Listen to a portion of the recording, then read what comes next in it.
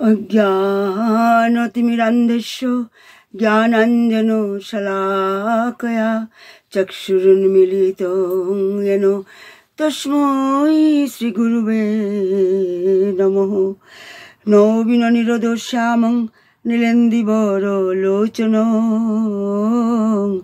यशोदानन्दनं नौमि कृष्ण गोपालरूपिणं नीलोत्पलदलश्यामं यशोदानन्दनन्दनं गोपिकानयनानन्दं गोपालं प्रणमाम्यहम्। त्वमादिदेवं करुणानिधनं त्वमालवर्णो सुहितावतरम् अपारो संसार समुद्र सेतुं भजामहे भागवत स्वरूपम्।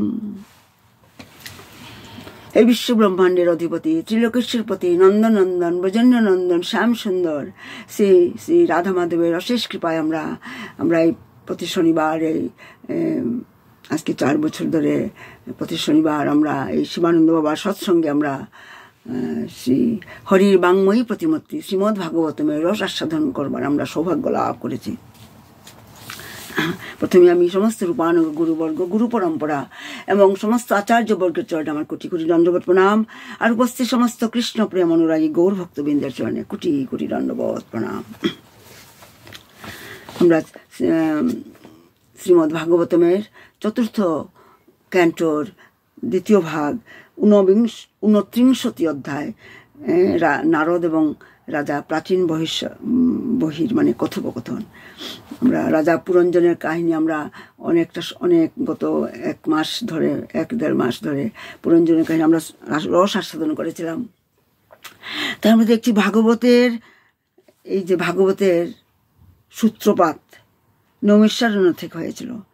এটা এই নৈমিষারণ্য হচ্ছে সর্বতীর্থের মানে আদি তীর্থ, এটা হচ্ছে সত্যযুগের তীর্থ, মানে যেখানে সৌনকাদি ঋষি এবং সূর্যি মহারাজ তাদের মধ্যে ভাগবতের চর্চা হয়েছিল।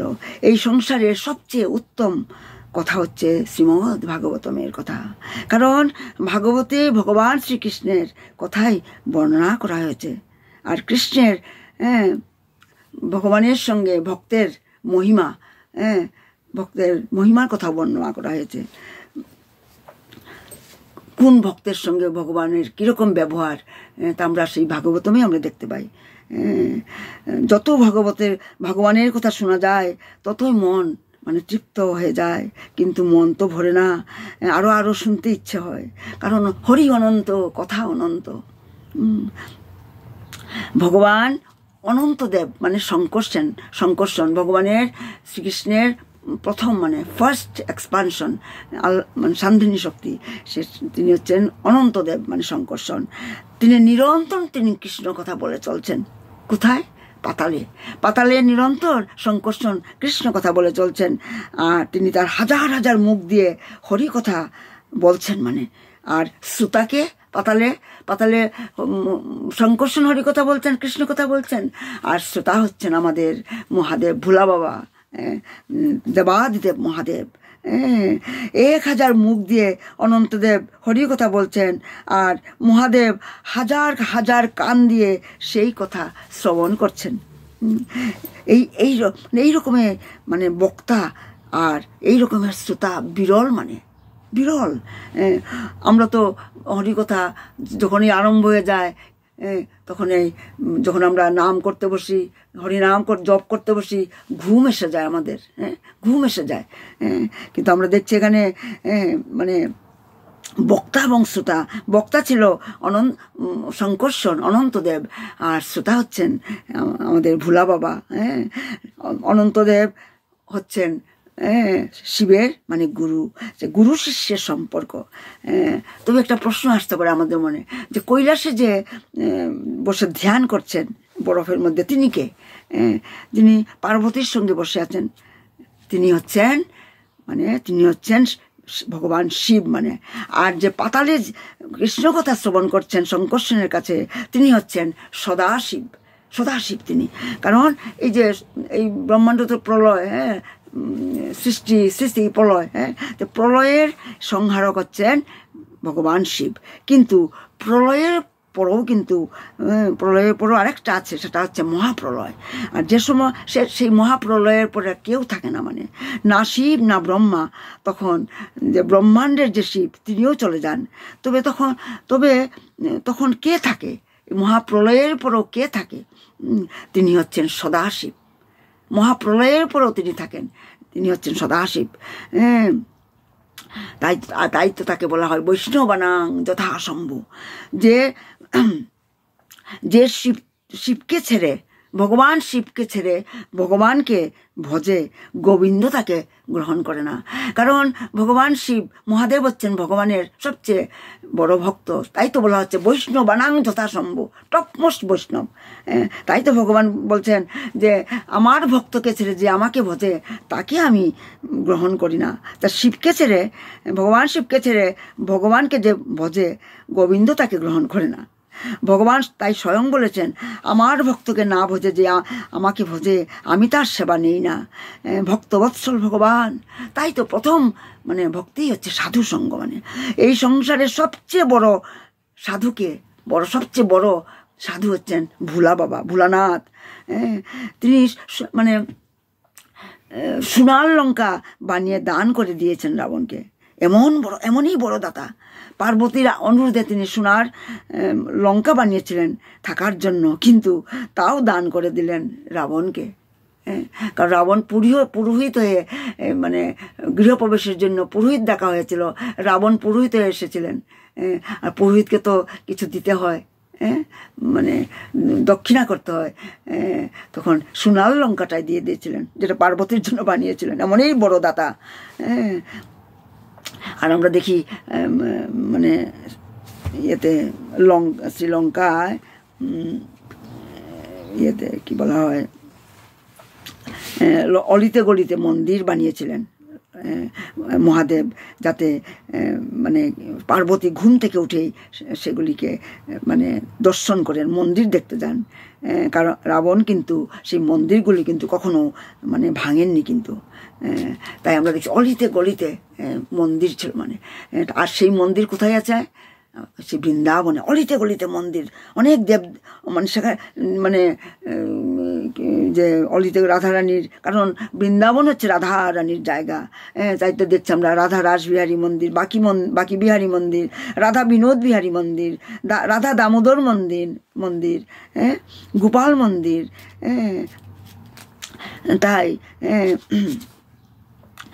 তাই তো আমরা দেখছি যে আমরা যখনই আমরা গৃহ বানাই, আমাদের ঘর আমরা তৈরি করি, তখন সবচেয়ে প্রথমে মানে মন্দির আগে বানানো উচিত। যে ঘরে মন্দির নেই সেই ঘর মানে মৃতদেহের মতো। তাই তো আমরা দেখছি শিবের মতো ভগবান নেই, শিবের মতো দাতা নেই, শিবের মতো ভক্ত নেই এই সংসারে। এই জন্য রাধারানী একদিন কৃষ্ণকে জিজ্ঞাসা করলেন, সমস্ত জীব আপনার ভজনা করছে, সবাই আপনার ভজনা করে, আপনি কার ভজনা করেন? ভগবানকে জিজ্ঞাসা করলেন রাধারানী। আর সেই প্রশ্নটা, একই প্রশ্ন মা সীতাও রামচন্দ্রকে জিজ্ঞাসা করলেন, আপনি কার পূজা করেন? আপনি কার ভক্ত? তখন রামচন্দ্র বললেন যে আমার যে পূজা করে আমি তারই পূজা করি। মদীয় মদ ভক্তানাং অহম পূজয়তি। আমি যে ভক্ত আমাকে পুজো করে, আমি তাকে, যে আমার ভক্তের পূজা করে আমি তারই পূজা করি। সে ভক্ত কোন? ভগবান বললেন, এইরকম ভক্ত তো একজনই মাত্র আছেন, তিনি হচ্ছেন ভগবান শিব। ভগবান শিব বৈষ্ণবারাং যথাসম্ভু। তাই তো বলা হয় কর্পূর গৌরং করুণাবতারং সংসার সারম ভুজগীন্দ্রহরম সদা বসন্তং হৃদয়ারবিন্দে ভবন ভজানি সহিতং নমামি। ভগবান শ্রীকৃষ্ণ রাধারানীকে এই কথা বললেন। আবার রুক্মিণী দেবীও দ্বারকাধীশ ভগবান শ্রীকৃষ্ণকে জিজ্ঞাসা এই সেম কথাই জিজ্ঞাসা করেছিলেন। রুক্মিণী দেবী যখন জিজ্ঞাসা করলেন, প্রভু আপনি কার ভজনা করেন, পূজা করেন? তখন ভগবান বললেন, আমি নিত্য মহাদেবের পূজা করি। ভগবান বললেন, মহাদেবের পূজা করি, আমি সেই নাগেশ্বর, সোমনাথ, রামেশ্বর পূজা করি আমি। তাই শিবের মতোই মানে ভক্ত হওয়া উচিত, মানে তাই বলা হয়েছে। তাই আর তাই জন্য, কারণ ভক্ত সঙ্গ মানে সাধু সঙ্গ, আর ভগবান শিব হচ্ছেন পরম বৈষ্ণব, প্রথম 1 নম্বর সাধু, মানে তাই আমরা দেখছি যে জীবদের এইভাবে ভগবান প্রতি যুগে যুগে জীবদের উদ্ধারের জন্য প্রতিটি যুগে প্রতিটি কল্পে ভগবান ভক্তের ডাকে কাউকে পাঠান, মানে কুর্মরূপে, বরাহ রূপে, এই রূপে নানা মানে ইত্যাদি নানা অংশ কলা তিনি পাঠিয়েছিলেন। তাই জীবদের উদ্ধারের জন্য ভগবান ভক্তরূপ তিনি গৌর হরি হয়ে এসেছেন, শুধু মানে করুণা করার জন্য এসে তিনি বলছেন, মুখে হরি হরি বলো ভাই, এইটি মাত্র ভিক্ষা চাই, আমি এইটাই ভিক্ষা চাইছি, আর কিছু চাই না, আমি তোমাদের কৃতদাস হয়ে থাকবো। যেচে যেচে হরিনাম তিনি বিলিয়েছিলেন, কে উপযুক্ত কে অনুপযুক্ত তা বিচার করেননি, অকাতরে প্রেম বিলিয়েছিলেন। কত কষ্ট করে তিনি গলিতে মানে গালি খেয়ে, অনেক সময় যখন হরি কথা বলতে যেতেন, নিত্যানন্দ প্রভু হরিদাস ঠাকুরকে মানে লাঠি নিয়ে তাড়িয়ে আসতো নবদ্বীপের মানুষ, যখন কৃষ্ণ নাম বিতরণ করতো। তাই তো ভগবান কৃষ্ণ দয়ালু, তিনি যেতে যেতে এসে প্রেম বিতরণ করেছেন। তাই তো ভগবান বলছেন যে ভক্তের পদরোধ, যেভাবে বৃন্দাবনে মুক্তিদেবী এসে ভগবানকে বললেন যে মুক্তি এসে বললেও যে আমার কবে মুক্তি হবে, তখন প্রভু বললেন, স্বয়ং কৃষ্ণ বললেন, এই বৃন্দাবনের মধ্যে তুমি পড়ে থাকো। ভক্তি দেবীকে বললেন, এখানে বৃন্দাবনে অনেক গলি আছে, দান গলি, মান গলি, প্রেম গলি, অনেক গলি আছে, যেখানে ভগবান রাধারানীর সঙ্গে মানে প্রেম করেছেন সেটা প্রেম গলি, যেখানে মান করেছেন মান গলি, যেখানে দান করেছেন দান নিয়েছেন সেটা হচ্ছে দান গলি। তুমি যে কোনো একটা তুমি সেখানে পড়ে থাকো, যেখানে প্রভু মানে সেখানে সাধুর পদধূলি, ভক্তের পদধূলি তোমার মাথায় পড়বে, মানে একদিন না একদিন পড়বে। সেই পদরোজ পেয়ে তোমারও একদিন মুক্তি হয়ে যাবে। ভগবান শ্রীকৃষ্ণ মুক্তিকে বলল, মুক্তিদেবীকে বলল, তার মানে ভক্তের পদরোজ নিয়ে মুক্তি হবে, আমার পদরোজে নয়। ভগবান বলছেন আমার পদরোজে নয়, ভক্তের পদরোজে মুক্তি হবে। তার মানে আমার থেকে আমার ভক্ত বেশি বড়। আবার শাস্ত্রে এটাও উল্লেখ আছে, এটা বলা আছে যে মানুষ চেনা যায় তার মরণে, মানে কে জীবনে কতটা মানে সৎকর্ম করেছে সেটা কিন্তু অন্তিম সময়ে মানে চেনা যায়। মানে অন্তিম সময় যার উত্তম হয়, তবে তার মানে তিনি নিশ্চয়ই মানে ভাগবত কৃপাপ্রাপ্ত সৎ মহাপুরুষ, মানে সৎজন, মানে সৎ কৃপাপ্রাপ্ত, মানে কৃপা লাভ করেছেন ভগবানের থেকে। কারণ আমরা দেখেছি যে কারো মৃত্যু কখন কার হয় কেউ বুঝতে পারে না, কেউ জানে না কার কখন মৃত্যু হবে, কাল সকালে নিঃশ্বাস পড়বে কিনা আমরা বলতে পারি না। কারো দেখা যায় শৌচ করার সময় মৃত্যু হয়ে যায়, কখনো বিছানায় পড়ে কষ্ট পেয়ে অনেকের মৃত্যু হয়, অনেক সময় অ্যাক্সিডেন্টের মৃত্যু হয়, গাড়ির ধাক্কা লেগে। তখন এইভাবে এটা হচ্ছে অধোগতি, তখন তার জীবন মানে মৃত্যু কি মানে এটা মানে অধোগতি হয়ে যায়। আর ঊর্ধ্বগতি কেবল সৎপুরুষেরই হয়, মানে কোনো ভগবত কৃপাপ্রাপ্তেরই মানে ঊর্ধ্বগতি হয়। তাই আমরা জীবনে যা ভোজন করলাম, সাধন করলাম, তপ করলাম, জপ করলাম, সাধুসঙ্গ করলাম, সৎসঙ্গ করলাম, তার বাস্তবিক ফল মানে রেজাল্ট মানে তখনই আমরা পাবো যখন দেখব মৃত্যু আমাদের মঙ্গলময় হয়। তাই তো শ্রীমদ্ ভাগবতম আমাদের কি শেখাচ্ছে, যে মৃত্যুকে কিভাবে মঙ্গলময় করা যায়।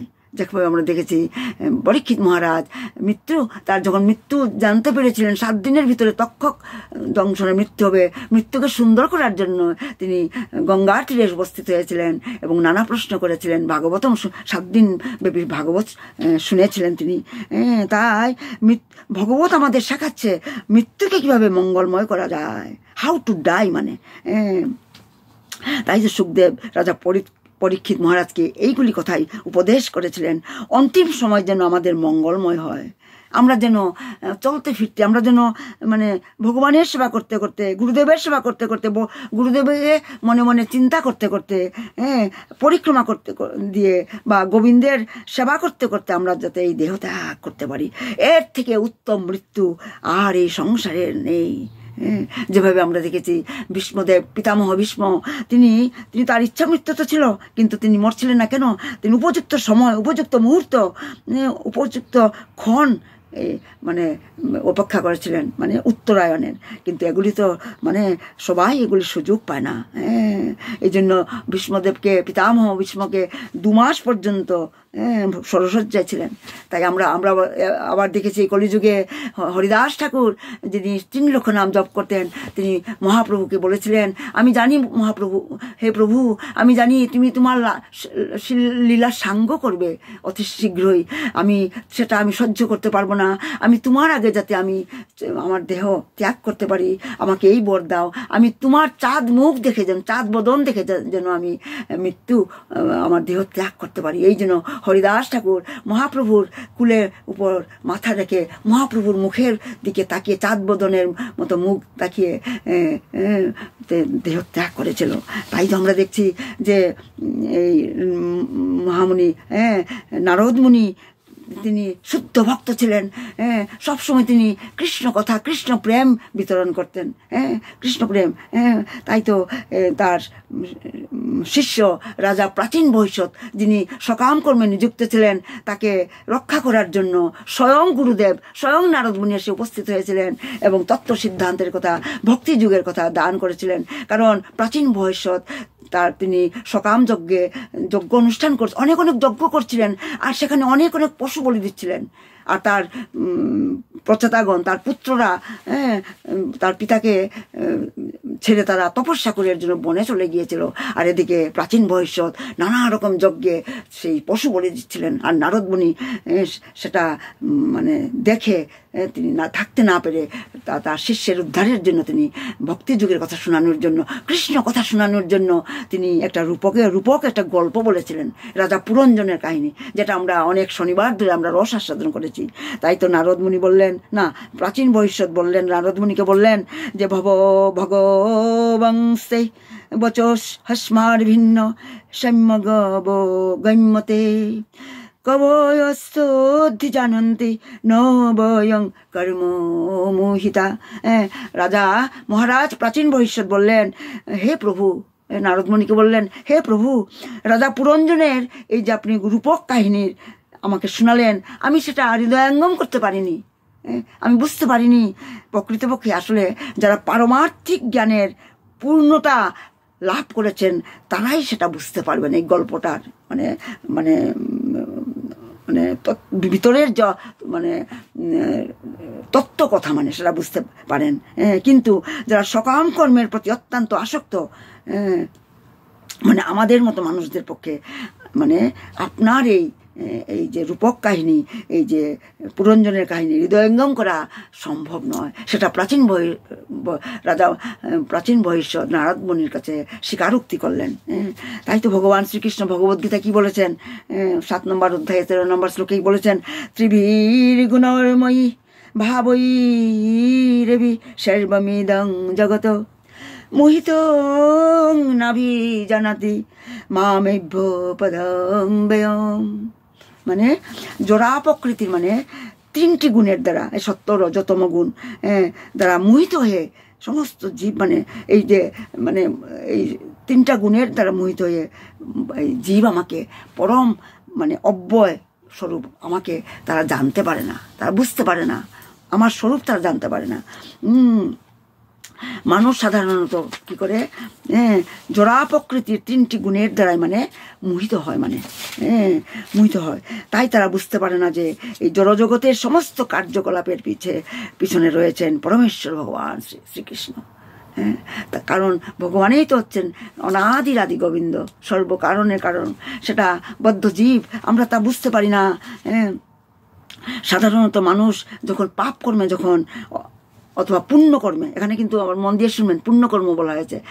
কারণ মানে পুণ্যকর্ম করলে যেমন চ্যারিটি ওয়ার্ক, যেমন দাতব্য, স্কুল দান করা, হাসপাতাল নির্মাণ করা, সরোবর নির্মাণ করা, এগুলি পুণ্যকর্ম। ভিখারীদের যারা গরিব তাদেরকে অন্ন বস্ত্র দান করে, এগুলি হচ্ছে পুণ্যকর্ম। কিন্তু সেই পুণ্যকর্ম করার ফলেও কিন্তু আমরা ভগবানের আলোয় আমরা ফিরে যেতে পারবো না। আমরা পুণ্যকর্মের ফলে আমরা স্বর্গপ্রাপ্তি হবে, কিন্তু স্বর্গপ্রাপ্তি হলেও আবার আমাদেরকে পুণ্যকর্মের অ্যাকশন যখন শেষ হয়ে যাবে, রিয়াকশন আবার অ্যাকশন, পুণ্যকর্মের ফল যখন শেষ হয়ে যাবে, আবার আমাকে মর্তধামে আবার সংসারে আবার ফিরে আসতে হবে। তাই বলা হয়েছে, মানুষ যখন পাপ কর্মে অথবা পুণ্যকর্মে প্রবৃত্ত হয় তখন ভগবত ভক্তি সম্বন্ধে পূর্ণ জ্ঞান তাদের থাকে না। তাই নারদমুনি রাজা প্রাচীন ভবিষ্যতের কাছে যে রূপক কাহিনী, এই যে পুরঞ্জনের কাহিনী বলেছিলেন, তার উদ্দেশ্য হচ্ছে কি, মানে বদ্ধ জীবদের ভগবানের সেবায় যুক্ত করা, মানে একমাত্র উদ্দেশ্য হচ্ছে মানে ভক্তি মার্গে নিয়ে যাওয়া, মানে এটাই উদ্দেশ্য। এই যে রূপক ছলে বর্ণিত এই কাহিনীটি ভগবত ভক্তের পক্ষে হৃদয়ঙ্গম করা মোটেই কঠিন নয়। যারা ভক্ত মানুষ তারা সেটা হৃদয়ঙ্গম করতে পারবে, কিন্তু যারা ভগবত ভক্তির পরিবর্তে মানে ইন্দ্রিয় জড়ভোগে, মানে ইন্দ্রিয় সুখভোগে লিপ্ত, তারা তার মর্ম তারা হৃদয়ঙ্গম করতে পারবে না। সেই কথা রাজা প্রাচীন ভবিষ্যৎ তিনি স্বীকার করেছেন। কারণ তার জন্যই তো এই রাজা পুরঞ্জন অতিরিক্ত মানে আসক্ত হয়েছিলেন তার স্ত্রীর প্রতি। তার জন্য মানে তার অতিরিক্ত আসক্তির ফলে পরজন্মে তিনি স্ত্রী শরীর প্রাপ্ত হয়েছিলেন। কিন্তু যারা ভগবান অথবা ভগবানের প্রতিনিধির সঙ্গ করেন, মানে তাই তো বলা সাধুসঙ্গ সর্বশাস্ত্রে কয়, লহমাত্র সাধুসঙ্গ সর্বসিদ্ধি হয়। তাই যারা ভগবানের প্রতিনিধির সঙ্গ করেন, তারা সমস্ত জড়জাগতিক বন্ধন থেকে মুক্ত হন। তখন দেবর্ষী নারদ তখন প্রাচীন ভবিষ্যৎকে বলতে লাগলেন, পুরুষং পুরঞ্জনং বিদ্যাদোজত বেনোক্তাত্মনপুরম একদ্বিত্রি চতুষ্পাদং বহুপাদম পাদকম। আপনার মন দিয়ে শুনবেন। তখন দেবর্ষী নারদ তখন বুঝাতে লাগলেন যে পুরঞ্জনকে জীব বলে জানবেন। আমি যে আপনাকে যেই গল্প ছলে যে এই রাজা পুরঞ্জনের কাহিনী বললাম, সেটা একটা মানে প্রত্যেক জীব হচ্ছে পুরঞ্জন। আমরা হচ্ছে প্রত্যেকটা জীব হচ্ছে মানে আমরা নিজের দেহের রাজা, মানে আমি আমার এই দেহটার মালিক আমি, সেটাই তো আমরা ভাবি। আমি হচ্ছে পরম ভোক্তা, আমি enjoyer, I am the controller, I am the maintainer, এটাই আমরা ভাবি। এটা হচ্ছে দেহাত্মবুদ্ধি। তাই তো নারদমুনি বলছেন, এই যে আমি যে পুরঞ্জনের কাহিনী বললাম, আমরা প্রত্যেকটাকে একজন পুরঞ্জন। আপনি সেটা মনে রাখবেন। সেই পুরঞ্জন সে তার কর্ম অনুসারে, মানে প্রত্যেকটা জীব, সব জীব, সেই পিপিলিকা থেকে আরম্ভ করে ব্রহ্মা পর্যন্ত সমস্ত জীব মানে তার কর্ম অনুসারে কি কয়, এক পদ, দ্বিপদ, ত্রিপদ, চতুষ্পদ, বহুপদ। পদ মানে পা আর কি, পা, লেগ। এক পদ, দ্বিপদ, ত্রিপদ, চতুষ্পদ এবং বহুপদ অথবা পদহীন, পা নেই, পাত থাকে না, পদহীন বিভিন্ন শরীরে দেহান্তরিত হয়।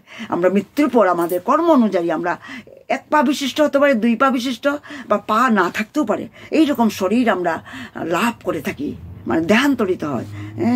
এই সমস্ত শরীরে দেহান্তরিত হয় বলে জীব মানে ভোক্তারূপে পুরঞ্জন নামে পরিচিত হয়। তাই প্রত্যেকটা জীব হচ্ছে পুরঞ্জন, দেহের মানে মালিক, মানে ভোক্তা। মানে তাই জীবাত্মা কিভাবে মানে একটা দেহ থেকে আরেক দেহে দেহান্তরিত হয়। মৃত্যুর পর তো আমি আরেকটা দেহ পাবো। আমি আমার সেই সেম দেহ নিয়ে কি জন্ম হব? নিশ্চয় নয়। কর্ম অনুযায়ী আমি নিম্নজনিত আমি জন্মগ্রহণ করতে পারি, আমার কর্মফল অনুযায়ী। এটাকেই বলা হয় দেহান্তর। মানে সেটা এখানে সুন্দরভাবে বর্ণনা করা হয়েছে। মানে এখানে যে এই যে বলা হয়েছে যে একদিত্রি চতুষ্পাদম, মানে এক পাদ, মানে একটা পা যার, আর এক পা কার আছে? এক পা কার আছে? যে ভূতদের মানে ইঙ্গিত করছে। মানে কারণ কথিত আছে, শাস্ত্রে উল্লেখ আছে যে ভূতেরা এক পায়ে চলে, ভূতেরা মানে এক পায়ে চলে। আর দ্বিপাদ শব্দটি মানুষদের বোঝায়, মানে যারা মানুষ আমরা, আমাদের দুটা পা, দ্বিপাদ দ্বিপাদ মানে। আর মানুষ যখন বৃদ্ধ হয়ে অক্ষম হয়ে যায়, চলতে পারে না, তখন তাকে ত্রিপাদ বলা হয়। তার মানে তার কারণ তখন যখন বৃদ্ধ হয়ে যায় মানুষ, তখন একটা লাঠি বা যষ্টির সাহায্যে বা ছড়ির সাহায্যে চলে। আমি এখনও অনেকে দেখি যখন সমুদ্র পাড়ে যায় একটা লাঠি নিয়ে এমনকি আমার বাবাও বৃদ্ধ বয়সে একটা লাঠি নিয়ে হাঁটতেন। তার মানে যষ্টির সাহায্যে, ছড়ির সাহায্যে, সেটা হচ্ছে ত্রিপাদ মানে, যে বৃদ্ধ বয়সে মানুষ ত্রিপাদ হয়ে যায় মানে ওই মানে সেই লাঠিটা নিয়ে ত্রিপাদ সাহায্যে চলে মানে। আর চতুষ্পাদ শব্দটি পশুদের বোঝায়। যে সমস্ত প্রাণীর মানে 4টির অধিক পা আছে তাদেরকে বলা হয় মানে বহুপাদ মানে। অনেক পশুদের যেমন কুকুর, হাতি, তারপর বেড়াল, বেড়ালের কথা আচ্ছা, কুকুর, তারপর বাঘ, সিংহ, এদের 4টা পা, পশুদের। আর যাদের 4টার অধিক পা আছে তাদেরকে বলা হয় বহুপাদ মানে। তারপর কীট বা পতঙ্গ বা জলচর যারা প্রাণী রয়েছে তাদের অনেক অনেক অনেক পা মানে অনেক পা আছে। আর অপাদক মানে যার পা নেই, কার পা নেই?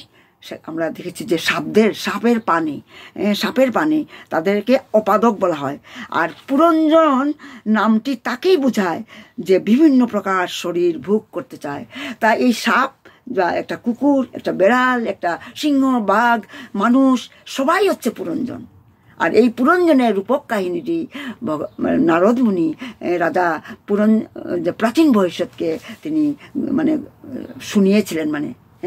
সেটা আমরা গত এক মাস না 1.5 মাস বা 2 মাস ধরে সেটা আমরা রস আস্বাদন করেছিলাম। তাই নারদ মুনি বলছেন যে প্রকৃতপক্ষে বলছেন যে, আবার তিনি বলছেন জোহো বিজ্ঞাতারিতস্তেস্য পুরুষেস্য সখেশ্বর জন্য বিজ্ঞায়তে পুম্ভীর্নামর্ভিবা ক্রিয়া গুণই। মানে যেহেতু পরমেশ্বর ভগবান বদ্ধ জীবের কাছে অজ্ঞাত, আমরা বদ্ধ জীব, আমরা ভগবানকে আমরা জানতে পারি না, আমরা বুঝতে পারি না, আমাদের কাছে অজ্ঞাত। তাই বৈদিক শাস্ত্রে কখনো কখনো ভগবানকে নিরাকার বলা হয়। অনেকে আমরা ভগবানের কোনো রূপ নেই, নিরাকার বলে ভাবি আমরা। অবিজ্ঞাত মানে অবাংমনস্গোচর বলে বর্ণনা করা হয়। প্রকৃতপক্ষে কিন্তু ভগবানের রূপ, নাম, গুণ, লীলা সব এইগুলি কিন্তু জড় ইন্দ্রিয়ের দ্বারা আমরা জানতে পারি না, উপলব্ধি করতে পারি না। কারণ আমাদের চোখ, আমার সমস্ত কিছু পঞ্চেন্দ্রিয়, জ্ঞানেন্দ্রিয় আমাদের ডিফেক্টিভ, আমরা সমস্ত ডিফেক্টিভ আমরা সেই জন্য আমরা বুঝতে পারি না। কারণ পারমার্থিক উন্নতি না হলে, মানে স্পিরিচুয়ালি যদি আমরা এলিভেটেড না হই, পারমার্থিক উন্নতি না হলে মানুষ পরমেশ্বর ভগবানের নাম, রূপ, গুণ, লীলা এইগুলি বুঝতে মানে পারে না মানে। তাই পারমার্থিক উন্নতি হতে হবে, আমাকে ভক্তি মার্গে যেতে হবে, আমাকে গোবিন্দকে ভালোবাসতে হবে, ভগবানের সবাই আমার পঞ্চেন্দ্রিয় জ্ঞানেন্দ্রিয়কে আমাকে নিযুক্ত করতে হবে। তবেই আমরা আস্তে আস্তে আমরা জয়াঙ্গম করতে পারবো। সেই কথা ভগবদ্গীতায় ভগবান অর্জুনকে কি বলেছিলেন যে ভক্তা মামভিজানাতি যাবান যস্মাস্মি তত্ত্বত। মানে ভগবত ভক্তির মাধ্যমে কেবল ভগবানকে তত্ত্বত জানা যায়। কি সুন্দর কথা, গভীর তত্ত্ব কথা। মানে ভগবত ভক্তি একমাত্র ভক্তি যুগের মাধ্যমে। এই জন্য তো আমাদের গুরুদেব আমাদেরকে বলেছেন রোজ তোমরা ভক্তি যুগ পাঠ করবে, রোজ মানে আমাদেরকে ভক্তি মার্গেই যেতে বলেছেন। কারণ আমরা গৌড়ীয় বৈষ্ণব, আমাদের হচ্ছে রাধা দাস্যম। গুরুদেবের মানে পাদপদ্মে আশ্রয় নিলে গুরুদেব আমাদেরকে রাধারানীর চরণে নিয়ে যাবেন, আর রাধারানী আমাদেরকে গোবিন্দর চরণে নিয়ে যাবেন। এটাই হচ্ছে গুরু পরম্পরা ধারা, এটাই হচ্ছে আমাদের কি বলা হয়, এই যে আমাদের পরম্পরা মানে রাধা দাস্য মানে। তাই ভগবত ভক্তির মাধ্যমে ভগবানকে তত্ত্বত জানা যায়। মানে পাপ এবং পুণ্যকর্মে লিপ্ত সাধারণ মানুষেরা ভগবানের রূপ গুণ লীলা এগুলি হৃদয়ঙ্গম করতে পারে না, কিন্তু ভগবত ভক্তরা নানাভাবে মানে ভগবানকে জানতে পারে। তারা ভগবত ভক্ত জানেন যে শ্রীকৃষ্ণ হচ্ছেন পরমেশ্বর ভগবান। শ্রীকৃষ্ণের, কারণ ভগবত ভক্তই বলতে পারবে ভগবান হচ্ছেন he is the supreme personality of Godhead, তিনি হচ্ছেন পরমেশ্বর ভগবান। আর আর ভগবানের শ্রীকৃষ্ণের ঠিকানা হচ্ছে কি, অ্যাড্রেস কি, গোলক বৃন্দাবন, সেটাই হচ্ছে ভগবানের ঠিকানা, ভগবানের অ্যাবোর্ড, অ্যাড্রেস হচ্ছে সেটাই গোলক বৃন্দাবন। আর ভগবানের সমস্ত কার্যকলাপ সর্বতভাবে চিন্ময়, দিব্য, মানে ট্রান্সেন্ডেন্টাল। মানে তিনি কান দিয়ে শুনতে পারেন, চোখ দিয়েও শুনতে পারেন, নাক দিয়েও খেতে পারেন, হাত দিয়ে চলতে পারেন, মানে তিনি যা ইচ্ছা তাই করতে পারেন। তিনি লীলাময় ভগবান, তিনি সমস্ত কার্যকলাপ চিন্ময়। নাইলে কি 5 বছরের বালক গোবর্ধন পর্বত ছোট আঙুল দিয়ে 7 দিন ধরে রেখেছিলেন, কালিও দমন করেছিলেন। 1 মাসের বাচ্চা, 1 মাস যখন বয়স, তখন পুতনাকে তিনি মানে তার স্তনপান করে তার শ্বাসরুদ্ধ করে দিয়েছিলেন। এইভাবে এইগুলি লীলাগুলিকে মানে ভগবান ছাড়া কি কারো পক্ষে সম্ভব নয়। এইভাবে অনেক অনেক লীলা আছে। যেহেতু বিষয়াসক্ত মানুষেরা ভগবানের রূপ লীলা হৃদয়ঙ্গম করতে পারে না, তাই শাস্ত্রে তারা ভগবানকে নিরাকার বলে মনে করে।